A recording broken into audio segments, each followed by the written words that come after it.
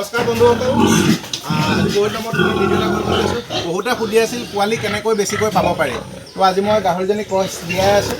তো আজি বৰ্তমান সময়ত মনলৈ অহা কিছুমান কথা আপোনালোকক ক'ব বিচাৰিছোঁ যে পোৱালি কেনেকৈ বেছিকৈ পাব পাৰি।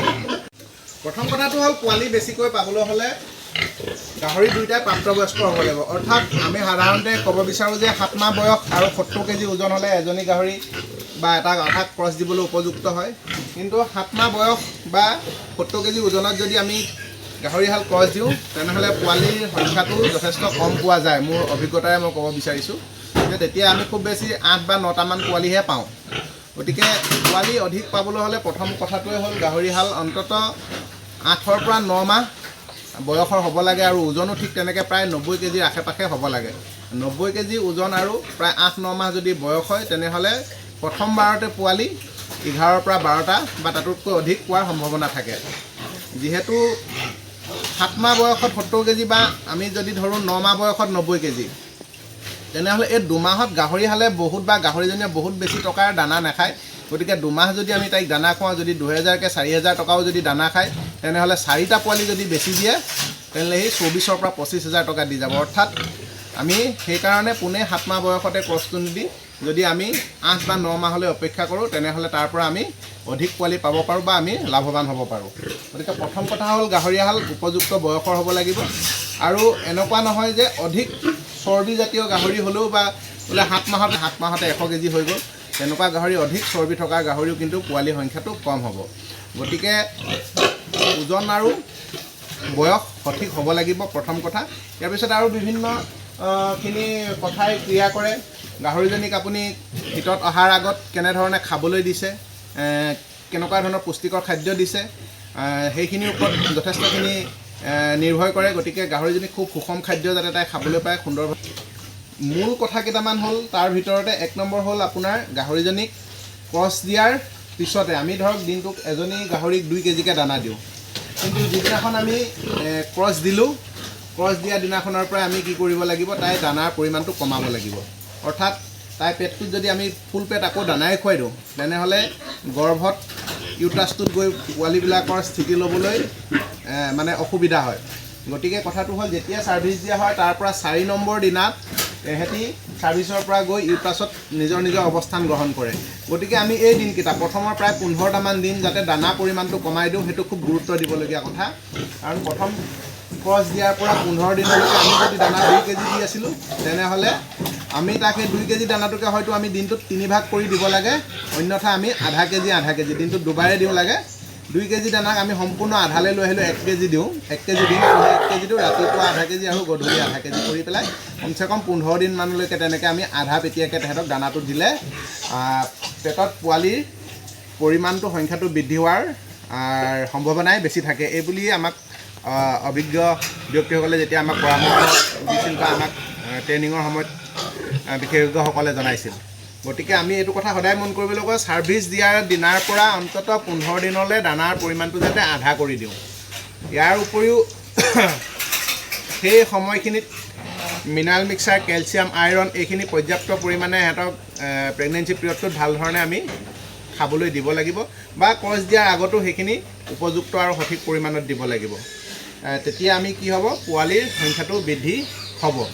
আৰু শেষৰ ফালে আমি মন কৰিব লাগিব যে গাহৰিজনী জগিবলৈ আৰু 15 দিনমান বা 20 দিনমান আছে, তেনেকুৱাত আমি দানাৰ পৰিমাণটো কমাই আনিব লাগিব। সাধাৰণতে শেষৰ 15 দিনমানৰ ফালে পোৱালিবোৰ খুব সোনকালে বৃদ্ধি হ'বলৈ ধৰে। গতিকে সোনকালে বৃদ্ধি হ'বলৈ যাওঁতে পেটত ঠাইৰ প্ৰয়োজন হ'ব সেই 15টা দিনত। গতিকে আমি তেতিয়া দানাৰ পৰিমাণটো অলপকৈ কমাই আনিম। আমি 3 কেজিমান, যিহেতু শেষৰ ফালে আমাৰ এজনী গাভিনী গাহৰিয়ে 3 কেজিমান খাব। প্ৰথম আমি ধৰক আধা কেজিমানকৈ দুবেলা দিনটোত 1 কেজিকৈ 15 দিনমান দিলোঁ। তাৰপিছতে আমি দৈনিক 200 গ্ৰামমানকৈ এনেকৈ বঢ়াই নি আৰু শেষৰ পৰ্যায়ৰ ফালে আমি লাষ্ট 15 দিন থকালৈকে তেতিয়া আমি পাৰ ডে 3 কেজি পৰ্যন্ত আমি দানা দিবলগীয়া হ'ব গাহৰিজনী বয়স আৰু আকৃতি চাই। গতিকে যেতিয়া আমি 3 কেজিমান দানা দি থাকিম তাৰপিছৰ পৰা কিন্তু আমি দৈনিক 200 গ্ৰামমানকৈ কমাই আনি শেষত জগিবলগীয়া দিনা মাত্ৰ আমি যাতে আধা কেজি বা 1 পোৱামানহে দানাটো দিওঁ, সেই কথাটো আমি মনত ৰাখিব লাগিব। একদম কমাই আনিব লাগিব শেষৰ 15টা দিন। আৰু শেষৰ 15টা দিন কেলছিয়াম নিদিলেও হয়। আৰু এটা কথা, শেষৰ মাহটো যদি আধা কাপমানকৈ অৰ্থাৎ 100 ml মানকৈ যদি আমি ৰিফাইন তেল সিহঁতক খুৱাব পাৰোঁ দানাৰ লগত, তেনেহ'লে NRCP বিশেষজ্ঞসকলে আমাক সেই কথাষাৰ কৈছিল যে তেতিয়া আমাৰ পোৱালিৰ আকৃতিবোৰ বা চাইজবোৰ প্ৰত্যেকৰে সমান হয় আৰু বৰ নিপুতল হয় পোৱালিসমূহ। গতিকে ৰিফাইন যদি আমি 100 ml মানকৈ শেষৰ 20-25 দিন যদি আমি গাহৰিজনীক খুৱাব পাৰোঁ দানাৰ লগত, তেনেহ'লে পোৱালিবিলাকৰ আকৃতিটো সম পৰিমাণৰ হয় বুলি তেখেতসকলে কৈছিল। আমি দুই এবাৰ পৰীক্ষা নিৰীক্ষা কৰি চাইছোঁ, হয় আমি তেনেকুৱা দেখিছোঁ। গতিকে সেই কথাটো আপোনালোকক জনালোঁ। গতিকে গাহৰিৰ পোৱালি বেছি পাবলৈ হ'লে প্ৰধান কাৰণ সেইকেইটাই যে গাহৰিজনী প্ৰাপ্তবয়স্কৰ হ'ব লাগিব, গাহৰিজনীক কমচে কম 3 বাৰ ক্ৰছ দিব, ৰাতিপুৱা দিলে, আকৌ আবেলি দিলে, আকৌ পিছদিনাখন ৰাতিপুৱা, দৰকাৰ হ'লে 4 বাৰো দিব পাৰে, কোনো কথা নাই। কিছুমান ফাৰ্মাৰে দুটা পৃথক পাঠাৰ জৰিয়তে ক্ৰছ দিয়া দেখা যায়। সেইটো সম্ভৱ কোনো বেয়া কথা নহয়। দুটা পাঠাৰ জৰিয়তে কৰিলে নিশ্চিন্ত হ'ব পাৰি যে গাহৰিজনী পোৱালিৰ সংখ্যা বৃদ্ধি হ'ব। 3 বাৰ, কিয়নো গাহৰিজনী শৰীৰৰ পৰা প্ৰতি 6 ঘণ্টা মূৰে নিৰ্গত হৈ থাকে। আমি যিটো কণী ফুটা বুলি কওঁ, কণী ফুটাটো আমাৰ প্ৰায় 6 ঘণ্টা মূৰে হৈ থাকে। আৰু পাঠাটোৰ চিমেণ্টখিনি তাত যিখিনি চেল থাকিব, চেলখিনি প্ৰায় 24 ঘণ্টা পৰ্যন্ত জীয়াই থাকে তাৰ ভিতৰত। গতিকে আমি ক্ৰছ দিয়া সময়তে যে তাইৰ পৰা নিৰ্গত হৈছিল তেনেকুৱা কথা নাই।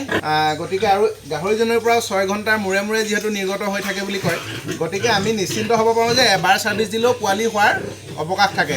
গতিকে তথাপিও আমি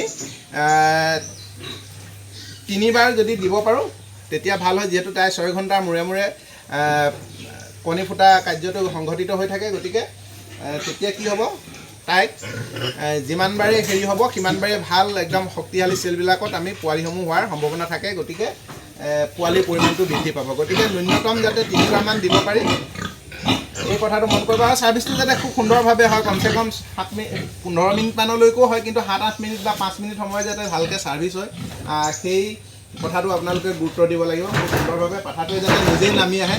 গাহৰিহাল প্ৰাপ্তবয়স্কৰ হ'ব লাগিব, কমচে কম ছাৰ্ভিচটো 3 বাৰমান দিয়াব লাগিব। গাহৰিজনীক দানাৰ পৰিমাণটো 15 দিন সম্পূৰ্ণ কমাই দিব লাগিব, আধা কৰি দিব লাগিব। আৰু শেষৰ জগাৰ ফালে শেষৰ 15 দিন দানাৰ পৰিমাণটো কমাই আনিব লাগিব। গতিকে সেইখিনি হ'লে গাহৰিজনীৰ পোৱালি বৃদ্ধি পোৱাৰ সম্ভাৱনাই অধিক আৰু কোনো সমস্যা নহ'ব বুলি মই ভাবোঁ। লগতে যিখিনি যাৱতীয় মিনাৰেল মিক্সাৰ, কেলছিয়াম, আইৰণ, এইখিনি পৰ্যাপ্ত পৰিমাণে গাহৰিজনীক যোগান দিব লাগিব। গতিকে এইখিনিয়ে মূল কথা। ইয়াৰ উপৰিও কিবা কথা মনত থাকিলে মই নিশ্চয় ক'ম। গতিকে ধন্যবাদ।